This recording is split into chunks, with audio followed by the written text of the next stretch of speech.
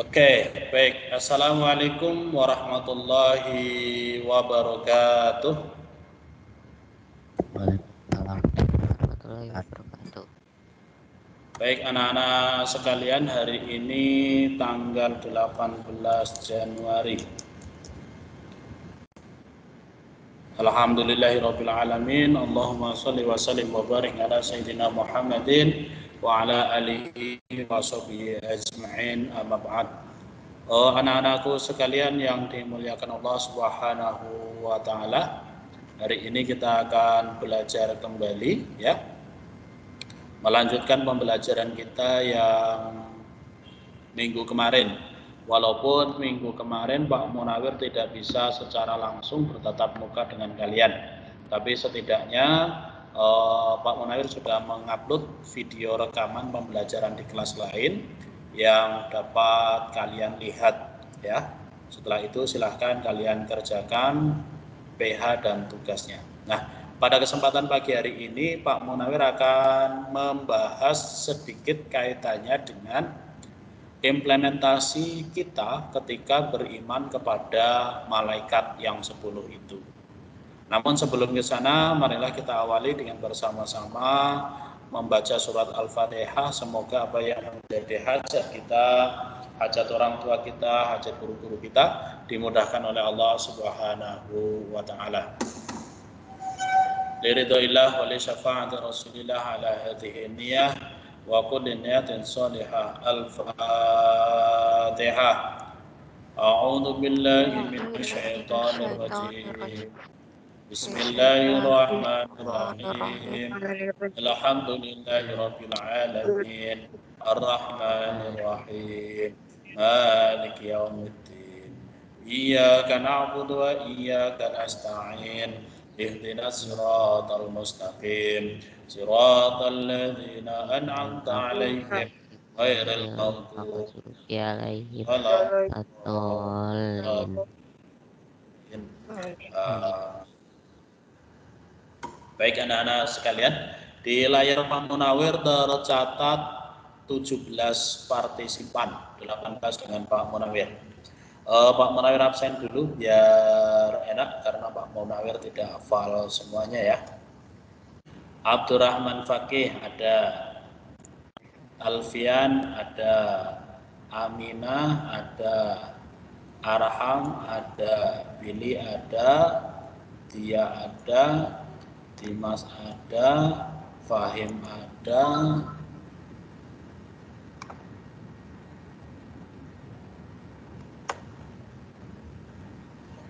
Faros ada, Fauzan.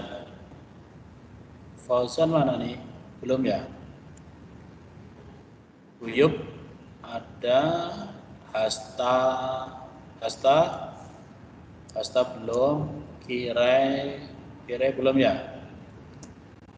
Maheswara ada, Panji, Maheswara ada, Panji, Tiara ada, Nafiah ada, Naufal ada, Naura belum, Nafik ada, Raja Bagus ada, Zona ada. Oke, berarti kurang 1, 2, 3, 4, 5. Kurang 5 orang dari 22. 22 dikurangi 5 berarti 17. Iya, pas 17 orang. Nanti kalau ada yang masuk silahkan dianukan. Baik, anak-anak sekalian, dari sekian banyak malaikat, ribuan malaikat yang diciptakan oleh Allah Subhanahu wa taala, ada 10 malaikat yang itu wajib kita imani keberadaannya dan kita ketahui nama-namanya. Adapun malaikat-malaikat tersebut adalah yaitu Jibril, Mikail, Israfil, Israil, Munkar, Nakir, Raqib, Atid, Malik Ridwan dengan tugasnya masing-masing. Nah, kalian tentunya sudah hafal. Nah, bagaimana implementasi kita ya dalam mengimani 10 malaikat tersebut?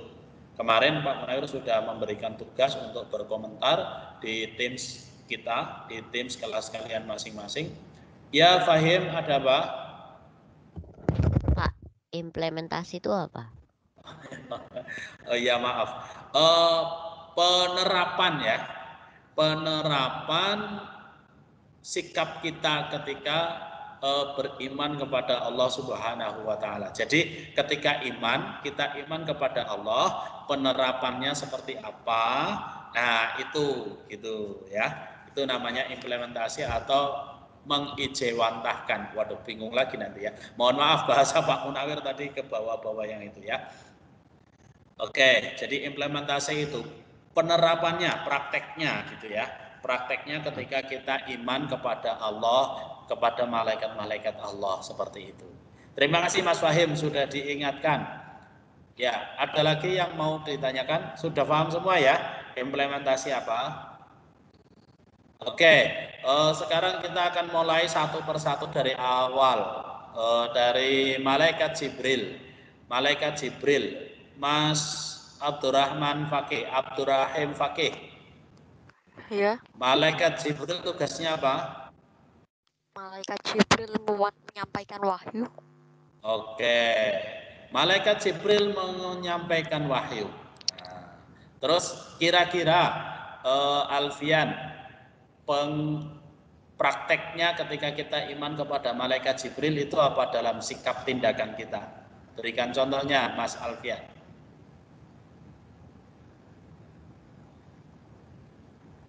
Alfian. Amina, Amina. Yo Amina. Amina. Memohon hidayah. Memohon hidayah. Boleh ya. Arham, ada lagi? Arham. Contoh lagi Arham. Apa Pak? Saya tadi kurang dengar pertanyaannya. Oh, kalau malaikat Jibril itu kan tugasnya menyampaikan wahyu. Nah, ketika kita beriman kepada malaikat Jibril, itu apa contoh perilaku kita yang menunjukkan iman kepada malaikat Jibril?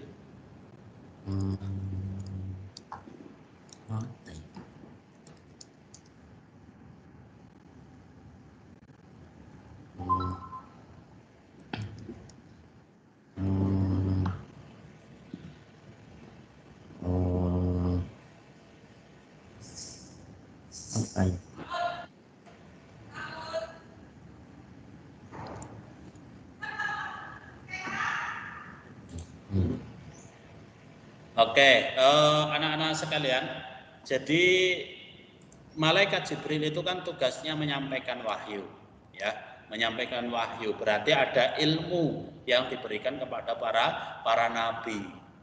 Tadi Aminah sudah menyebutkan bahwasanya kita selalu mohon hidayah, mohon petunjuk. Sama betul. Jadi ketika kita beriman kepada malaikat Jibril, yang pertama satu kita harus minta petunjuk kepada Allah Subhanahu wa taala. Mohon dibimbing untuk kepada jalan yang baik, jalan yang benar kan kayak gitu. Dijauhkan dari hal-hal yang buruk gitu ya. Allahumma arinal haqqa haqqa warzuqna tiba'ah wa arinal batila batila warzuqna ijtinabah. Nah, seperti itu.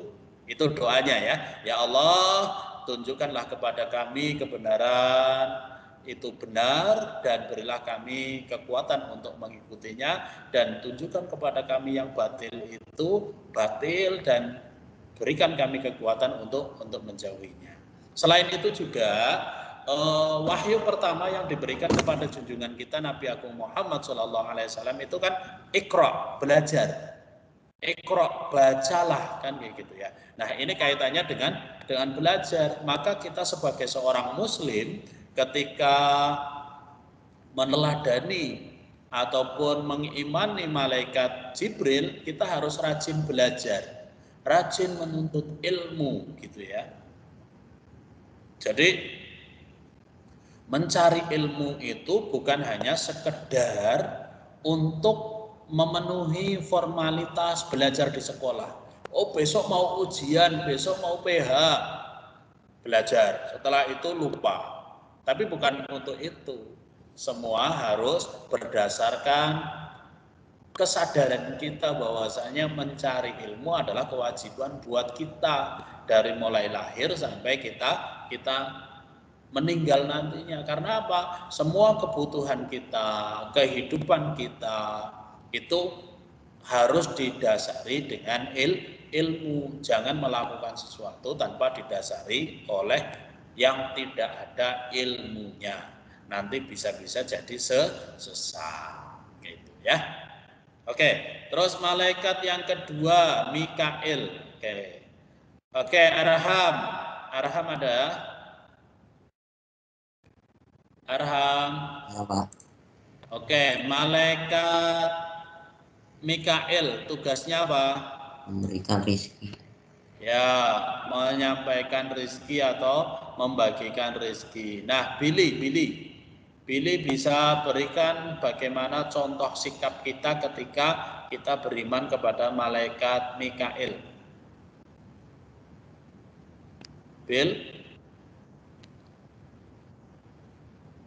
Billy.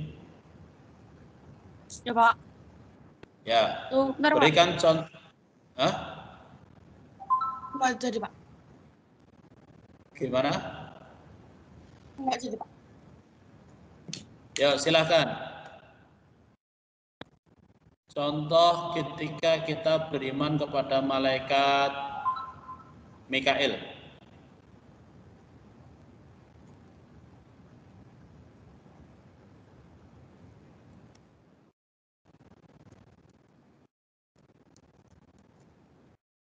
Oke, bisa dibantu dia bisa bantu Kan, Pak. apa? Mensyukuri apa harus berikan? Ya, mensyukuri rezeki yang diberikan. Dia bisa bantu dia.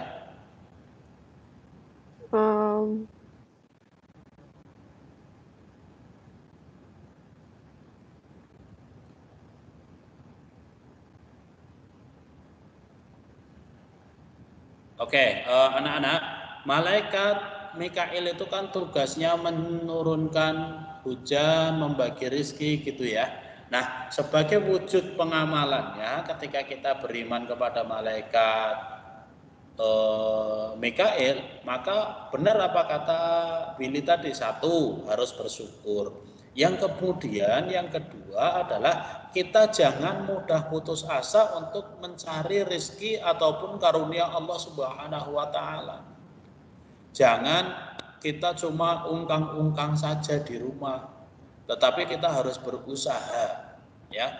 Allah Subhanahu wa taala pasti akan memberikan rezeki kepada umatnya, kepada makhluknya, asalkan kita mau berusaha. Kalau kita di rumah saja mungkin datang rezeki, tapi kan tidak maksimal. Tapi yang disukai oleh Allah itu adalah ketika kita bekerja keras, ya, mencari rezeki yang sudah dijanjikan oleh Allah Subhanahu wa taala. Untuk itu anak-anak sekalian, maka mari di awal ini kalian belajar dulu yang giat supaya nanti ketika sudah belajar tahu ilmunya, kalian bisa menjadikan ilmu yang kalian pelajari ini untuk wasilah, media menggapai rezeki Allah Subhanahu wa taala. Oke, selanjutnya adalah malaikat Israfil. Faras, malaikat Israfil itu apa, Faras? Faras.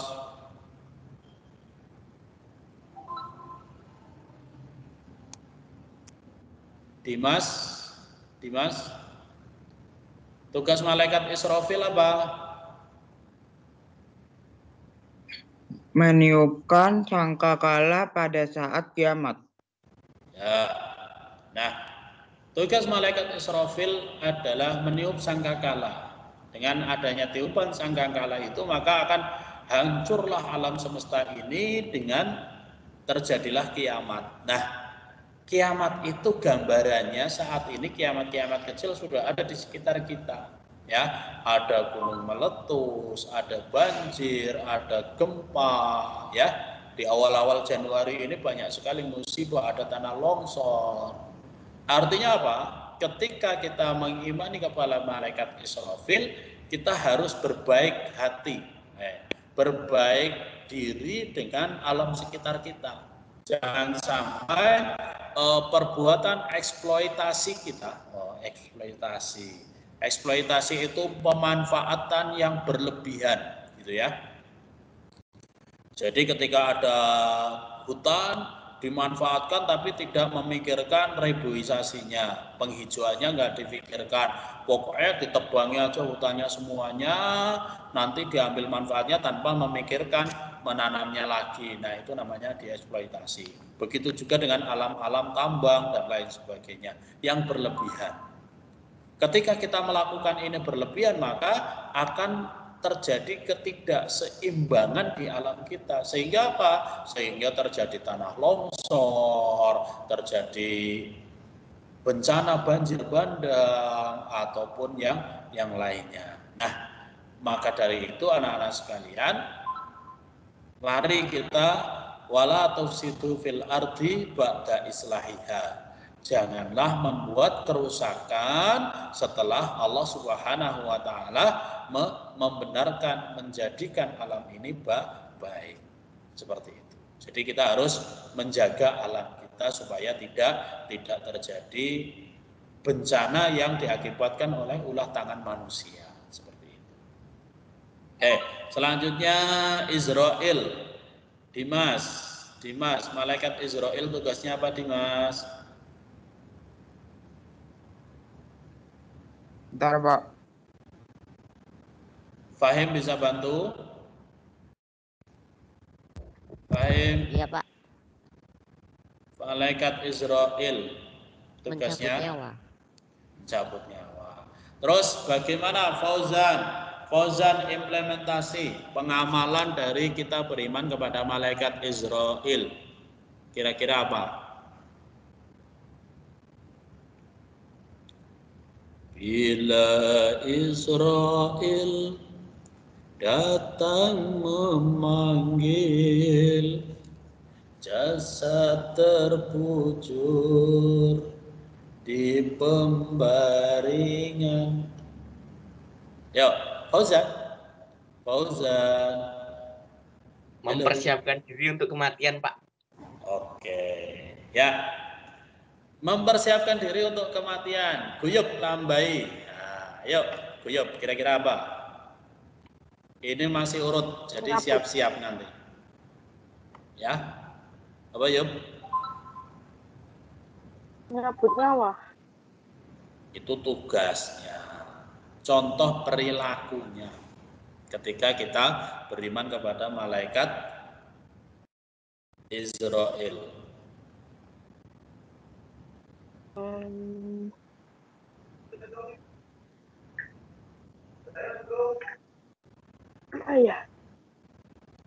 Apa ya? Mahes bisa bantu, Mahes? Maheswara.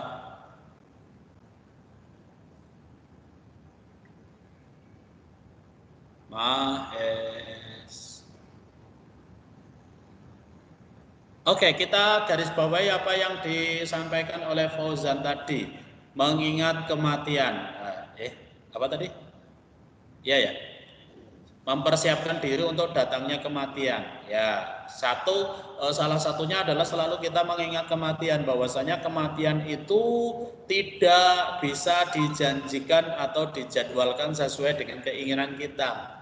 Kapanpun ketika sudah datang ajal kita, baik itu muda, anak-anak, ataupun dewasa, ataupun orang tua yang sakit atau yang sehat, laki-laki atau perempuan gitu ya.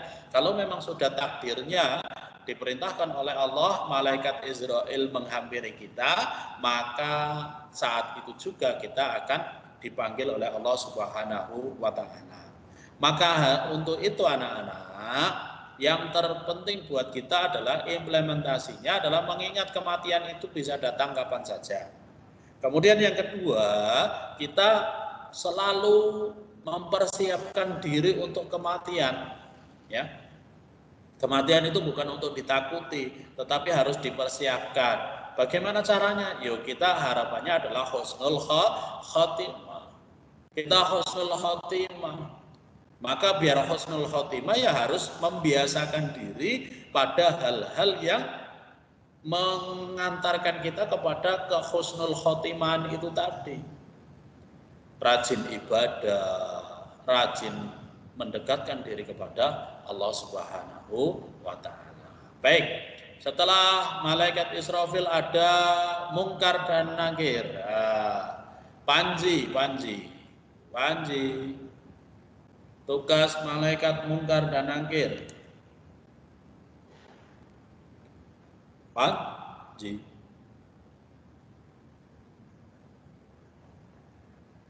Mutiara. Iya, Pak. Mutiara. Tugas malaikat Mungkar dan Nakir apa? Menanyai dalam kubur. Menanyai dalam kubur. Nafi'ah. Bisa berikan contoh bagaimana prakteknya kita beriman kepada malaikat Mungkar dan Nakir? Nafi'ah. Naufal?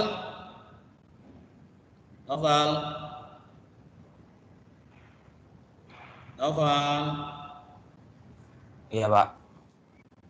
Bisa berikan contoh?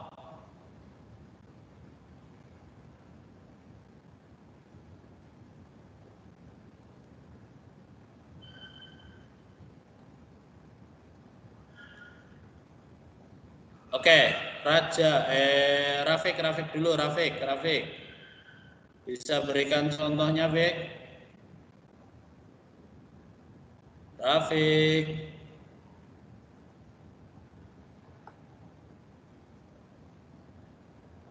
Loh, pada kemana ini?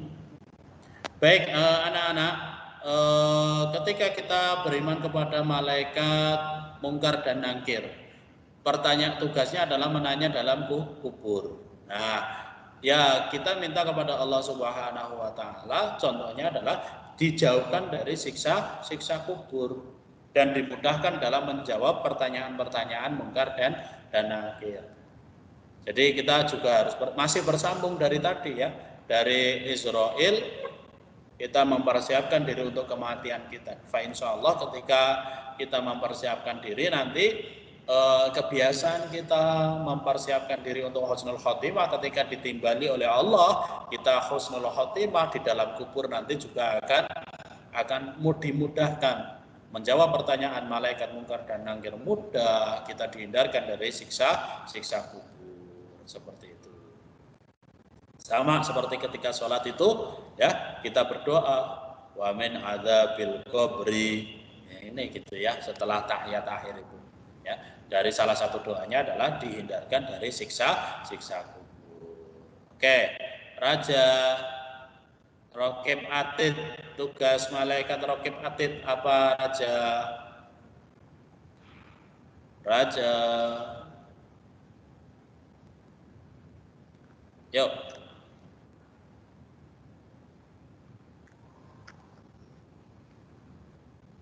Tinggal tidur mungkin, Pak. Itu dia menghidupkan mic-nya kok. Dia menghidupkan mic-nya itu barusan. Zona mungkin bisa bantu zona Excel. Iya, Pak. Tugasnya malaikat Raqib Atid. Raqib Atid.